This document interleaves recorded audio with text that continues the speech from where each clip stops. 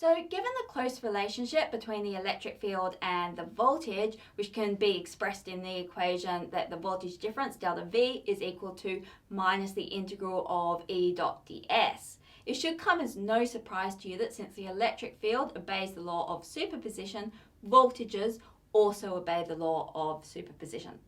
So with many of the problems that you'll see, you can approach them by either considering the electric field E or the voltage V.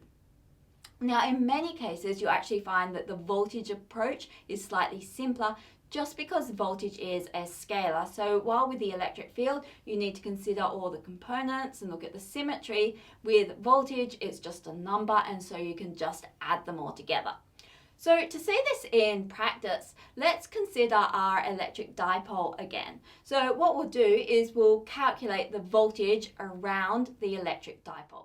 So the question is, write the expression for the voltage at a point AB due to the dipole shown. Then give a simplified expression for the voltage along the x-axis for x is greater than d on 2.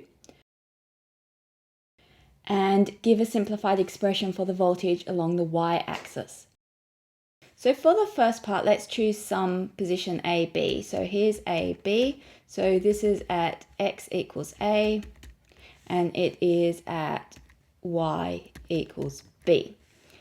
And we know that for a point charge, the voltage is given by KQ on R. So what we're going to want to look at is, well, what's the distance of this point from the positive Q charge, and what's the distance of this point from the negative Q charge? So since we're looking at this point AB, let's write it in green. So we know that the distance between AB and the plus Q charge, that's this distance here, we can use Pythagoras. And so this distance along here is going to be equal to A minus D over 2, and this one up here is B. So this will just be the square root of A minus D over 2 squared plus B squared. And then for the negative Q charge, we're looking for this distance here.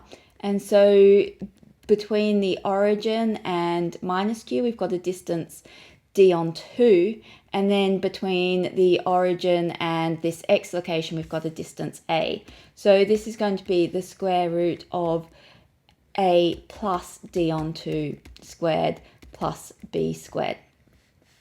And so if we want to work out V, we can work out the voltage due to the positive Q charge, and that is just equal to KQ over this, which is the square root of A minus D on 2 squared plus B squared. And then we've got the voltage due to the negative Q charge, this one, which is equal to K times negative Q. So that'll be minus KQ over the square root of A plus D on 2 squared plus B squared. So this tells us that the total voltage, which we just get by the law of superposition, we can just add these two together. So V plus Q plus V minus Q is equal to, we've got a common factor of K on Q. So let's move that out the front. K on Q, and then we've got 1 over the square root of A minus D on 2 squared plus B squared, and then plus, sorry, this should be minus because this term is negative, so minus 1 over the square root of A plus D on 2 squared plus B squared. So there's an expression, but we did assume where this point AB was. So let's check that this expression really does work in general. So let's next choose a point AB here. So it's still AB, but now I've made it yellow. So I'll show the working for this one in yellow to distinguish it. So if we want to work out the distance between plus Q and this point here, the distance between here and here is D on 2, and then this distance here is A, so this distance along here is going to be D on 2 minus A. And so you can see that for the yellow one, we'll have R plus Q is equal to the square root of D on 2 minus A squared plus B squared. Now, this expression looks different to this one. However, because we're squaring this term here, hopefully you can see that A minus D on 2 will have the same magnitude as D on 2 minus A. So then when we square it, we get rid of the sign, which is the thing which is different between these two. So this is equal to the green one. So we can say, well, this is equal to R plus Q. And then for R minus Q, that's the distance between this one and this one. So once again, it's B, but now we've got this distance A here, and again, we're adding this D onto. So that's going to be exactly the same. That's going to be A plus D onto squared plus B squared. So since our distances are the same and our charges are not changing, it tells us that this expression for the voltage also applies for this yellow point here. So let's now try another point in the second quadrant to show that that works as well. So let's choose point A, B here. Only note that now A is negative. Okay, so if we want to work out the distance between the positive Q charge and AB, so R plus Q for this case, then we've got the distance from here to here is going to be negative A, because A is negative and this distance is positive. So negative A, and then we've got D on 2 this way. So we'd need to sum those two together. So that'll be D on 2 minus A, where A is negative, and that's squared. And then the Y height is again B squared. And so you can see that that's the same as the yellow one, so that'll be the same as the green one. And then for the negative Q charge, we can write, well, R minus Q is equal to, now in this case, we've got this distance here. From here to here is negative A, and then we'll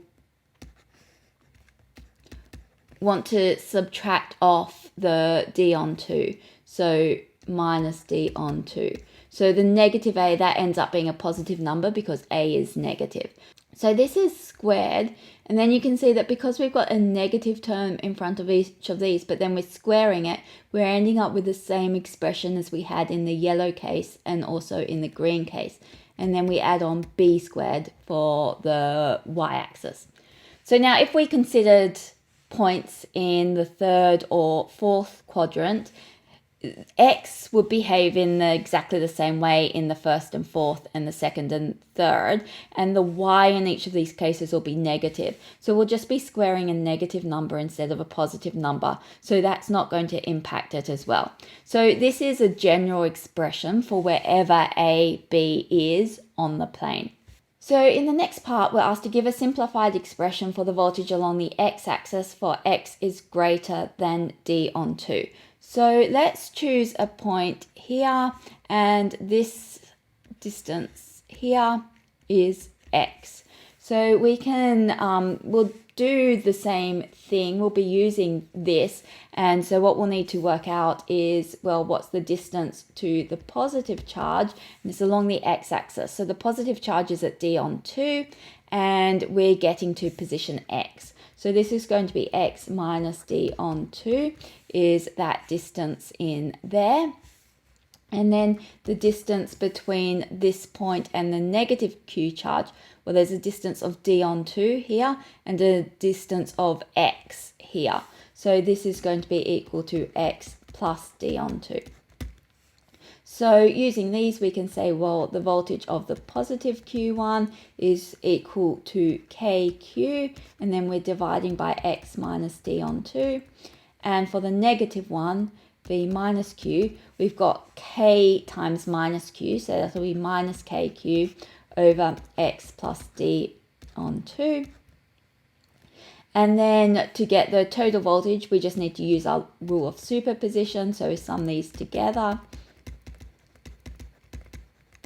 And so when we do that, let's pull KQ out as a common factor. So we've got KQ, and then here we've got 1 over x minus d on 2. And here we've got minus 1 over x plus d on 2. And so this is equal to KQ. Now let's give it a common denominator on the bottom. So we'll be multiplying this by this. And hopefully you can see that when we multiply those two together, we've got the difference of 2 squares. So this is x squared minus d squared on 4. And then on the top, we've got x plus d on 2 minus x minus d on 2, which when we expand these brackets, we've got x, and then here we'll have a minus x, and we have d on 2 plus d on 2.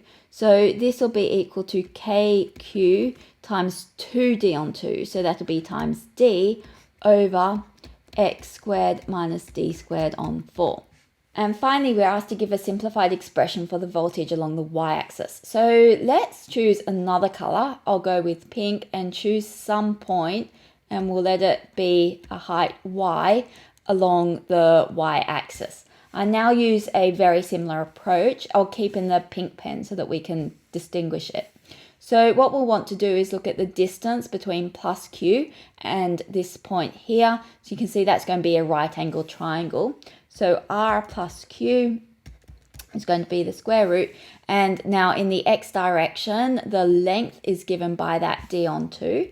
So we'll have d on 2 squared, and then the y height is y, so plus y squared.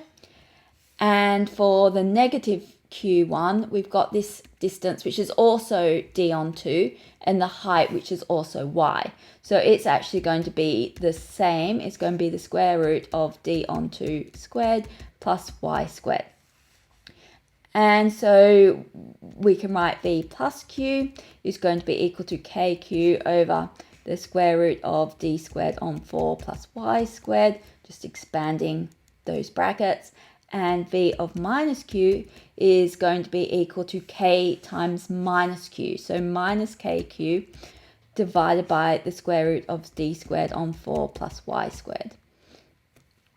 And so this tells us that v total, which is just equal to v plus q plus v minus q. Now hopefully you can see that these are identical apart from the negative. So when we sum these two together, they're going to completely cancel each other out, and we're going to end up with the voltage equals 0 everywhere along this y-axis here.